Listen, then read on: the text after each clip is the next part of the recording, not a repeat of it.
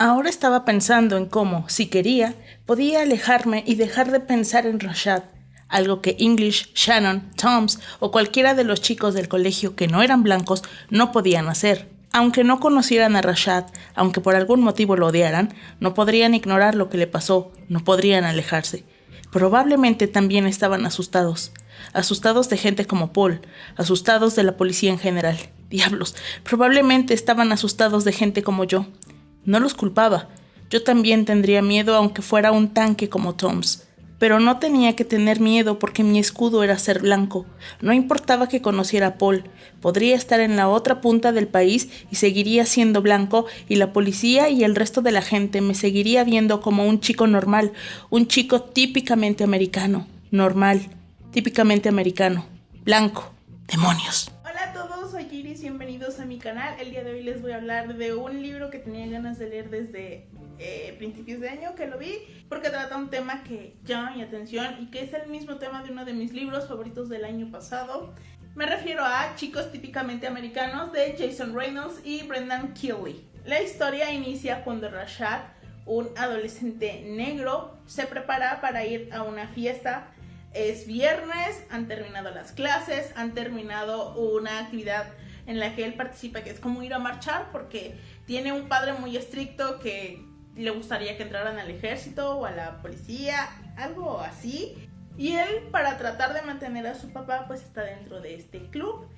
Pero es viernes, es hora de descansar, es hora de ir a una fiesta y es su turno de comprar algunas cosas. Así que va a una tienda del barrio. Hay un incidente inocente en esa tienda y un policía que está de visita en el lugar lo arresta y lo agarra a golpes contra el asfalto una y otra vez. Lo golpea sin que le importe que Rashad ya esté esposado, que esté indefenso, que esté pidiendo que pare.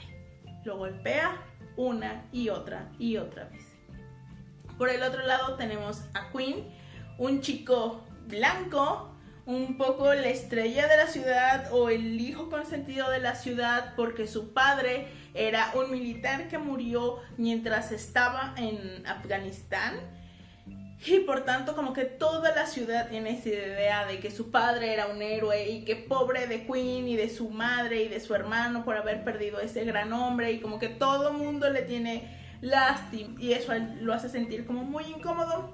Quinn es un buen chico, pero digamos que él sí bebe, él sí fuma de vez en cuando. Él es un poco más rebelde de lo que es Rashad. Y ese mismo día Quinn se está preparando para una fiesta con sus amigos y va a la tienda. De hecho, va a buscar a alguien que acepte comprarles alcohol, porque son menores de edad, tienen unos 16 años. Entonces está buscando a alguien que acepte comprarles alcohol y ve la paliza que este policía le está propinando a Rashad. Y eso para Quinn es un shock, no solo por el hecho como tal, sino porque este policía es Paul, el hermano mayor de su mejor amigo y el hombre que ha sido como un referente masculino tras la muerte de su padre. No es una figura paterna porque tampoco es como tan mayor que Quinn, pero sí ha sido un referente masculino. Y él tiene como una idea de Paul, y verlo ahí golpeando a Rashad, a un joven indefenso, lo confronta con un nivel de violencia que nunca había imaginado ni visto.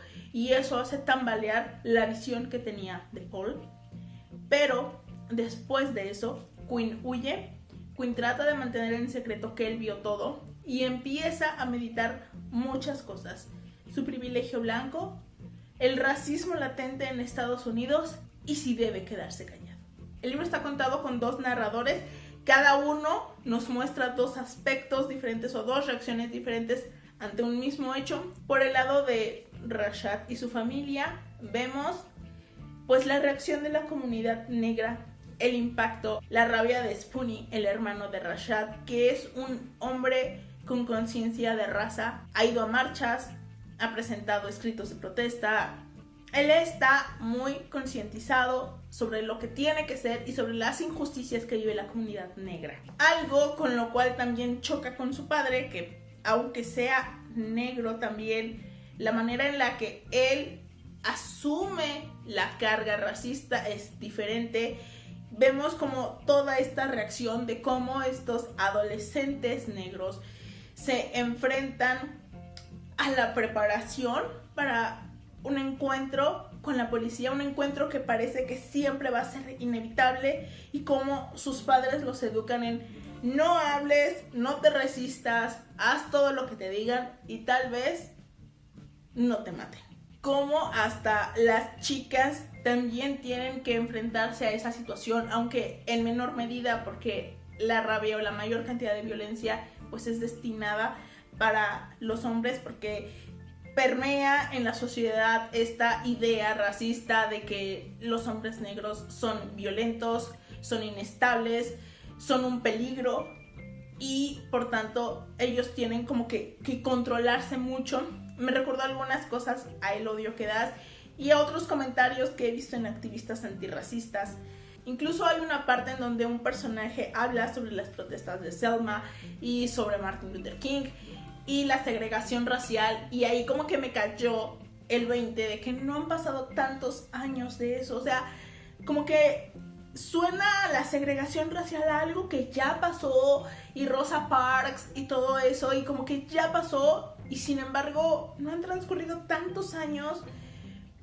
Todo eso sigue presente, quizá no exactamente de la misma manera, pero la base sigue ahí. Y cuando como que me cayó el 20 fue un poco de wow, qué horror, ¿no? O sea, no han pasado tantos años. Estados Unidos se fundó tras el genocidio de los pueblos nativos americanos y se asentó con la esclavitud. La esclavitud y el desprecio a otras razas es parte de la raíz de Estados Unidos. Trump no llegó al poder por un acto de magia. Trump está ahí porque hay una gran población racista. Y lo que hay en la comunidad negra, o sea, el cómo nos está hablando de todas esas situaciones a las que se enfrentan, pues es que está ahí. Y de hecho, eso también lo tiene que razonar Queen, porque para mí el peso de la novela lo lleva Queen, no solo porque tiene que manejar ese lado de Paul que él nunca había visto, ese grado de violencia, ese odio que él ve en la mirada de Paul mientras golpea a Rashad, sino que también Queen empieza a cuestionarse muchas cosas. Empieza a ser consciente y a criticar el privilegio blanco del que goza.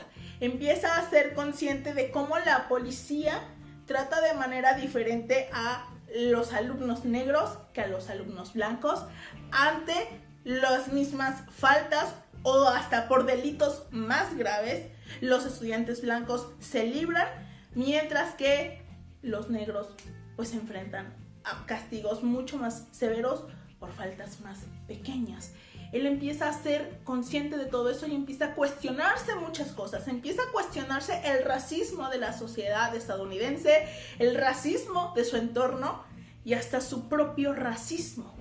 Porque llega un momento en el que no quiere decir como la palabra racismo y tiene que obligarse a ello, y empieza como a pensar con Jill, con una chica que es como el interés amoroso, pero también es familiar de Paul y también es una chica blanca, y también empieza a cuestionarse todo eso y se ponen a meditar sobre que cuando hablan de racismo, como que la gente automáticamente piensa como en el Ku Klux Klan o en la segregación racial o en los linchamientos o cosas así, cuando en realidad el racismo no solo son estas actitudes violentas e impactantes, sino que también tienen expresiones mucho más sencillas, cotidianas, que están tan normalizadas que se escapan. También empieza a ver que quedarse callado, que no declarar, es ponerse del lado del opresor, aunque él no esté de acuerdo. Incluso citan a Desmond Tutu, debo estar pronunciando de la fregada, el arzobispo sudafricano, me parece, que dice que si eres neutral ante una situación de injusticia, estás del lado del opresor. O sea, no puedes decir, no es conmigo, no tiene nada que ver, no tengo vela en ese entierro, porque no está siendo neutral. Está ese silencio sustentando un racismo. Ese silencio, esa inacción ante una injusticia, lo que haces es que esa injusticia quede sin castigo, que siga sin ser señalada. Me parece interesante la manera en la que esto está construido, el cómo nos muestra la visión de un adolescente blanco enfrentándose a un hecho que siempre ha pasado por alto, cuestionándose su privilegio blanco, cuestionándose el racismo, su propio racismo. Se cuestiona cosas que no son fáciles y menos a esa edad, pero lo hace. Lo que no me gustó tanto es como esta visión heroica del ejército desplegado en otros países como Afganistán y algo así, que sabemos cómo son las cosas, sabemos todas las injusticias que han ocurrido en esos países, violaciones, matanzas indiscriminadas a población civil, que después el ejército justifica de manera absurda. Entonces como que a mí esa visión de heroica de, ay, es que este soldado estaba desplazado acá y era un héroe, miren, a mí me purga. O sea, esa como era la parte que menos me gustaba del libro, pero en general es una historia que me gustó mucho, que me parece muy muy interesante, que plantea cosas de una manera muy brillante, teniendo en cuenta que son dos autores que hablan como de sus experiencias, porque Jason es un autor negro y Brendan es un autor blanco, entonces yo creo que también ahí estaba la visión de cada uno.